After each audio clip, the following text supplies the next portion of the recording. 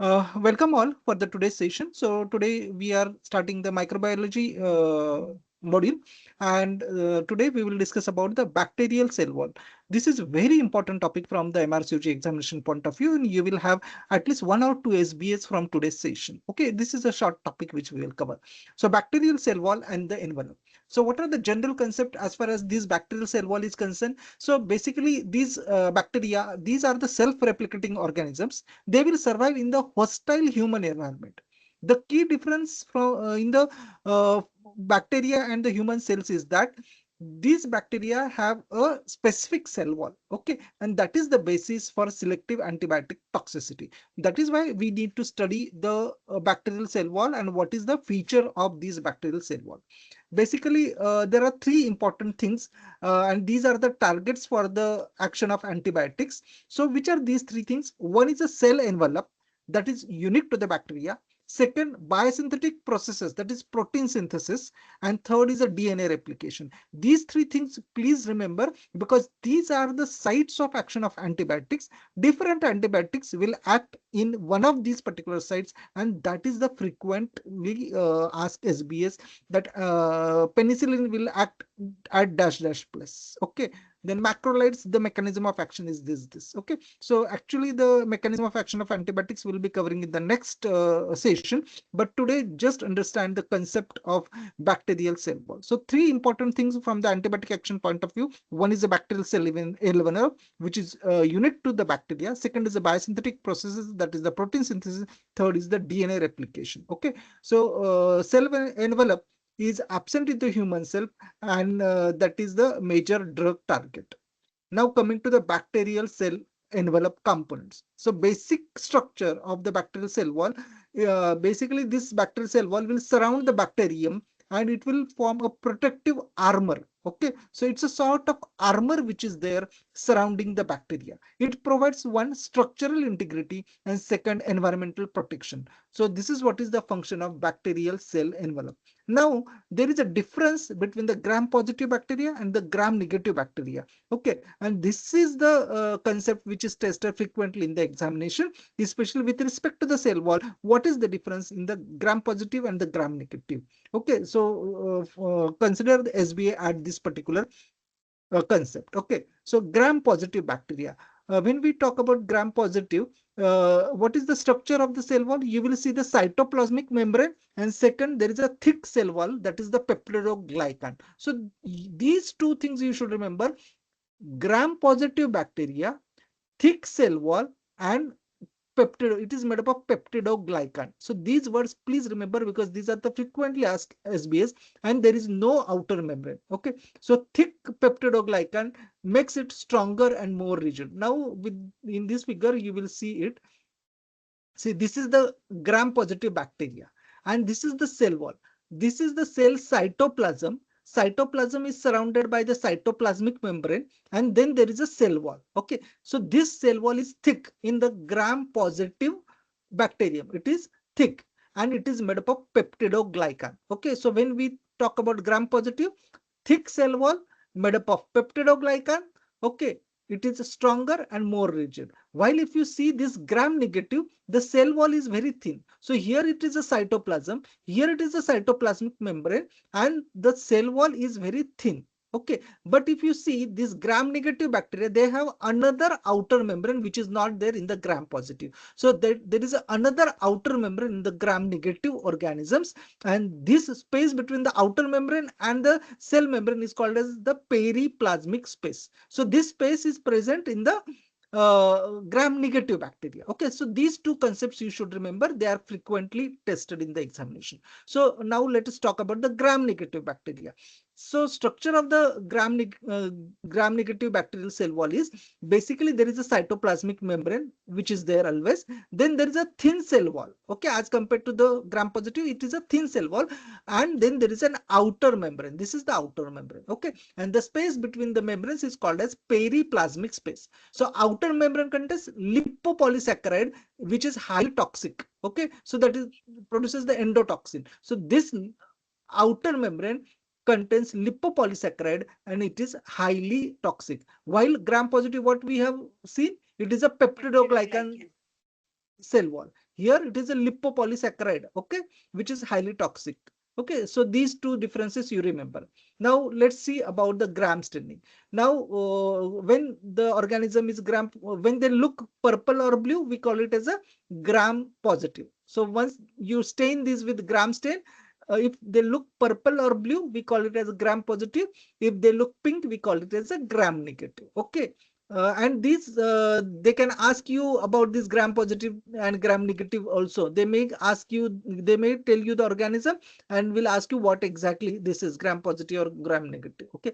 So something like they will show gram negative diplococci and will ask you to identify what they may show the image also. Okay. So functions of cell envelope components. So what are the functions of cell envelope component? So you have cytoplasmic membrane. It maintains the ionic balance. Second, it will maintain the internal environment and it will function similar to the human cells. This cytoplasmic membrane which is surrounding the bacteria will have these particular function. Okay, so it will maintain the internal environment, ionic balance, and like a similar to the human cells. But there is a bacterial cell wall. Okay, so what does this cell wall do? It provides, one is a shape of to the that bacterium. Second, it will give mechanical strength, and third, it will give the protection from the osmotic stress. Okay, and this is essential for the bacterial survival. Okay, so this cell wall is present in both gram positive as well as gram negative. Gram positive, it is thick, made up of peptidoglycan. Gram negative, it is thin. Okay, and it is also surrounded by the outer membrane in the gram negative. Okay, cell wall is surrounded by the outer membrane. So now this outer membrane, it will be present only in the gram negative organism. So it acts as an additional barrier and it contains porins. Okay, so it contains porins. It allows the entry of small molecules. Okay, now why so cell wall is important for antibiotics? First, one is a human cells will lack this cell wall, and therefore it will cause selective toxicity to the bacteria. Okay, and that is the site of major drug target, especially the beta-lactams. Okay, so these are the frequently asked questions. So which antibiotics will act on the cell wall? One of the example is a beta-lactam. Next session we will discuss about the antibiotics and their site of action. Okay, so structure of the cell wall, that is the peptidoglycan. Now this you please understand. Okay, this outer membrane is present only in the gram negative, but the cell wall is present in both. Cell wall is more thick in the gram positive. Now what is this cell wall composed of? It is made up of peptidoglycan. Now this peptidoglycan will consist of repeating sugars. Okay, this sugar is N-acetyl glucosamine, that is NAG. Okay, NAG, NAG, N-acetyl glucosamine, and N-acetyl muramic acid, that is NAM. Okay, so two sugars you remember, NAG and NAM. That is N-acetyl glucosamine and N-acetyl muramic acid. The peptidoglycan will have these two sugars. Okay, now how is the strength mechanism for this? Now there are peptide side chains which are extending from the NAM. Okay, so two sugars we have seen. One is a NAG and another is a NAM, and from this NAM you get a peptide side chain. Okay, now there is a cross-linking between the chains that gives the strong structure. It is something like a chain mail armor. Okay, then you in short you remember that there is a sugar backbone and there are peptide bridges that makes the cell wall very strong. Okay, so there is a sugar backbone which is made up of NAG and NAM, and from the NAM, that is N-acetylmuramic acid, you get the peptide side chain. We will see in the figure. Okay, and these uh, side chains, they are also cross-linked to each other with the help of PBP. This concept also you understand, that is the penicillin binding protein that build the bridges, and penicillin will act here and that will break them. Okay, so let us see this NAG, NAM. Okay, so here you will see the sugars. Okay, this is N-acetylmuramic acid, N-acetyl glucosamine. Okay, so this is the sugar which is present. Okay, so there, this is the sugar chain. Now to the NAM, you have peptide side chain. Okay, this is the peptide side chains, and this is another side chain. This is another sugar chain. Okay, so you have this basic as the backbone, sugar backbone is present, and side chains are made up of peptides. Okay, so these are the peptide side chains. Now there is a PBP. Now these side chains are also attached to each other, one because of PBP by indirect mechanism, or there may be some glycine bonds between the two. Okay, some there is a cross-linking between these bonds are there between this G. What you see is the bonds which are there. Okay, so the peptidoglycan will have NAG plus NAM backbone. Okay, then NAM has got a peptide side chains. Okay, these chains are cross-linked by PBPs, penicillin binding proteins, and that will give the cross-linking of these chains, and that will make it further strengthen. Okay, so then that is the site of this PBP is the site of penicillin. Okay, now the cross-linking, what is the mechanism of the cross-linking? How they are cross-linked to each other? That is through the PBP, that is penicillin binding proteins. Okay, now this PBP recognize D-alanine terminal. Okay, and they will form direct cross-links or glycine bridges, that is the indirect cross-linking. Such kind of glycine bridges are there. Okay, or there may be direct cross-linking with the help of PBP. Okay, actually this PBP is not a structural component like this. This has got an enzymatic action. Okay, so they will identify this terminal D-alanine, and then they will form the bond through the glycine, or there may be direct cross-linking also. We need not go into the too much of details, but just understand the concept, how they are cross-linked to each other with the help of PBP. Okay, and that PBP will give two mechanisms. One is a direct cross-linking, or another is a indirect through the glycine bridges. Okay, these are the glycine bridges. Okay, so you have peptide side chains. These are the sugar backbones. Okay, they are of two types, NAG and NAM. N-acetyl muramic acid and N-acetyl glucosamine, and to the NAM there is a peptide side chains. These peptide side chains, with the help of PBP, they are cross-linked to each other either through the indirectly or directly through the directly to each other or indirectly through the glycine bridges. Okay, so from the examination point of view, remember that penicillin binding proteins, that is the target of beta-lactam antibiotics. Okay, now coming to the bacterial shape. Okay, so we have bacilli which look rod shaped, then we have cocci which are spherical in nature, then we have cocobacilli which look intermediate between the two, and then you have spirochetes which are corkscrew shaped. Okay, so as far as examination is concerned, a few important things. There is a cell wall in the bacteria. This is absent in the human, and that is the ideal drug target. Then there is a peptidoglycan, which is made up of sugars backbone, that is NAG plus NAM, and to the NAM there is a peptide cross-linking. Okay, then there is a penicillin binding protein that is essential for cross-linking, and it is the site of action of the penicillins. Okay, and for gram-negative organism, it has got an outer membrane made up of lipopolysaccharide. This you should remember. So gram-positive, remember peptidoglycan means peptidoglycan is a component, so it will be present in both, but it is thicker in the gram-positive, and gram-negative outer membrane made up of lipopolysaccharide, and there are porins. Okay, that porins also you should remember. Okay, now gram staining, gram positive will look purple, gram negative will look pink. Okay, now clinical correlation is that beta-lactam antibiotics will inhibit penicillin binding proteins, and what is the result? Because of this, there will be no cross-linking, the cell wall will become weak, and there will be cell lysis.